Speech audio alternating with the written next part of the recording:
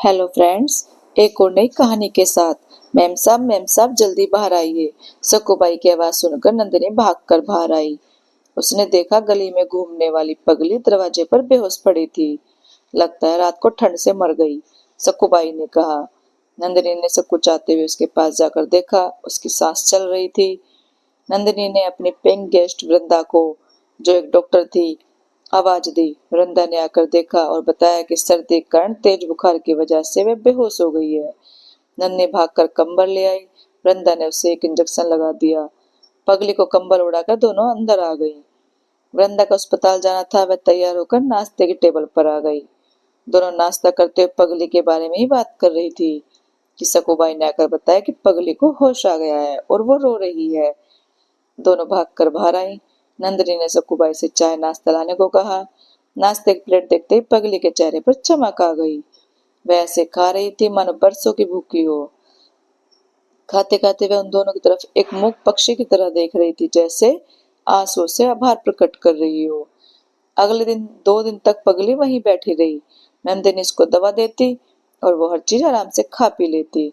पगली जब पूर्णतः स्वस्थ हो गई तो वृंदा ने कहा, नंदिनी, अगर आप चाहें तो इसे आंगन में ले आए और नहलाकर साफ कर दे। इतनी गंदी है कि छूने में भी कोफ्त होती है। फिर सकुबाई की मदद से उसे नहलाकर उसके बाल धोकर नए कपड़े पहना दिए। पगली भी आराम से तैयार हो गई। सकुबाई ने उसके लंबे काले घने बालों में तेल लगाकर चोटी बांध दी।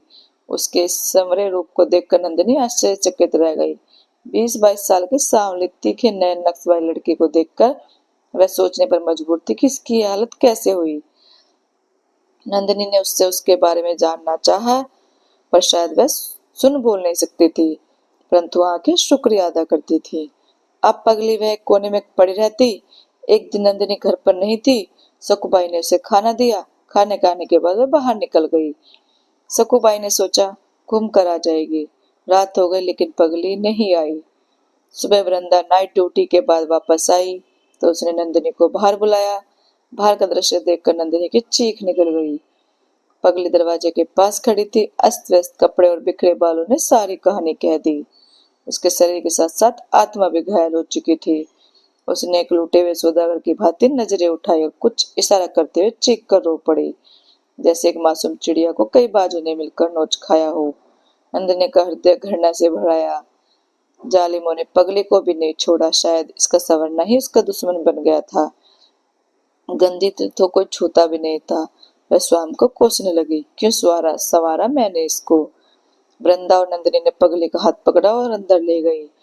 वह दर्द से कराह रही थी, उससे ठीक से चला भी नहीं जा रहा था। उन्होंने उसके हाथ मुंह धुलवाए और वृंदा ने मरहम पट्टी करके साफ कपड़े पहना दिए।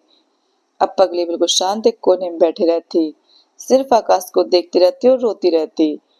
इसी बीच नंदिनी का भाई भानु भी अपने तबादला करवा कर दिल्ली आ गया। भानु बेंगलोर में एक सीनियर डॉक्टर था। एक हवाई दुर्घटना में माँ बाबूजी दोनों का देहांत हो जाने की वजह से नंदिनी अकेली रह गई थी, इसलिए भानु भी यहीं आ गया। भानु पगली को देखकर चौंक गया। जब नंदिनी ने सारी घटना बताई तो उसे बहुत दुख हुआ, पर फिर भी वह पगली को घर में रखने का तैयार नहीं था। वृंदा और नंदिनी के आग्रह से वह मान गया। नंदिनी एमए कर रही थी, उसकी परीक्षा नजदीक थी। पगली को सकुबाई ही खाना देती। नंदिनी आते जाते उसे देख लेती। परीक्षा समाप्त होने के बाद वह नौकरी के लिए इंटरव्यू की तैयारी में लग गई। पगली की तरफ से ध्यान हट गया। एक दिन सकुबाई ने वृंदा को बताया कि पगली का पेट कुछ ज्यादा बढ़ गया है। वृंदा ने जांच की तो बताया कि पगली मां बनने वाली है। नंदिनी घबरा गई, अब क्या करे। वृंदा ने सुझाया कि अभी वक्त है, जब प्रसव का समय आएगा तो मैं अपने अस्पताल ले जाऊंगी। लेकिन होने को तो कुछ और ही मंजूर था। कुछ ही दिन बीते कि एक रात पगली की चीख सुनकर वृंदा की नींद खुली। नंदिनी भी उठकर आ गई। वृंदा ने बताया कि पगली समय से पहले ही बच्चे को जन्म दे सकती है। भानु भी आवाज सुनकर आ गया। उसने गाड़ी निकाली। चलो इसे अस्पताल ले चलते हैं, भानु ने कहा। परंतु वृंदा ने मना कर दिया कि अब समय नहीं है। थोड़ी देर में पगली ने एक बच्ची को जन्म दिया। वृंदा और भानु बच्ची को लेकर अस्पताल चले गए। उधर उसी समय पगली ने दम तोड़ दिया। भानु ने वापस आकर पगली का शव पुलिस को सौंप दिया। अब तो नंदिनी को दिन भर ऐसा लगता जैसे घर सूना हो गया हो। उसका किसी काम में मन नहीं लगता। उदास नंदिनी आंगन में बैठी बैठी पौधों की पत्तियां गिनती, अकेली बैठी उकताती झुंझलाती रहती। बेवजह सकुबाई को डांटती। वह समझ नहीं पा रही थी कि उसको क्या हो रहा है। कुछ दिन अस्पताल में रहने के बाद बच्ची स्वस्थ होकर घर आ गई। वृंदा अपनी जिम्मेदारी पर उसे घर ले आई कि शायद कोई पहचान वाला ही उसे गोद ले ले। बच्ची बहुत सुंदर थी, हिरनी जैसी प्यारी आंखें, गोल चेहरा। नंदिनी खुद को रोक नहीं पाई। उसने झट से बच्ची को गोद में ले लिया। उसकी गोद में आते ही बच्चे ने नंदिनी को देखा, जैसे पूछ रही हो मेरा क्या होगा। नंदिनी की आंखों से अश्रु सारे बांध तोड़कर बह निकले। हिचकियां लेती नंदिनी ने उसे सीने से लगा लिया। मैं तेरी माँ बनूंगी। यही सोचते हुए कितनी देर तक उसी मुद्रा में खड़ी रही। वृंदा और भानु से निहार रहे थे। कोई नहीं जानता था कि उसने क्या फैसला ले लिया। वृंदा उसके लिए दूध ले आई। नंदिनी से दूध पिलाते हुए संतुष्ट नेत्रों से ऐसे निहार रही थी जैसे वे उसी की बेटी हो। उसकी आंखों में प्रेम का था सागर दिखाई दे रहा था। दूध पीने के बाद बच्ची नंदिनी की गोद में ही सो गई। वृंदा ने नंदिनी का चेहरा भांपते हुए कहा, इससे ज्यादा ममता नहीं रखना। हमने 2-3 जगह बात की है, शायद कोई इसे गोद ले ले और इसका जीवन संवर जाएगा। नंदिनी चुप रही। रात को बच्ची को उसने अपने पास सुलाया और अपने फैसले पर गहराई से विचार किया।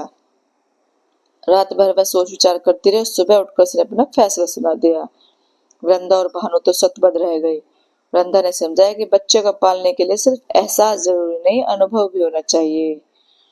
परिवार में बड़े बूढ़े का होना भी सहायता करता है। एक अकेली माँ बनकर बच्चा पालना आसान नहीं है। किस किस को जवाब दोगी, कौन है ये बच्ची? भानु ने भी टोका। नंदिनी जरा सोचो, पता नहीं वो पगली कौन थी।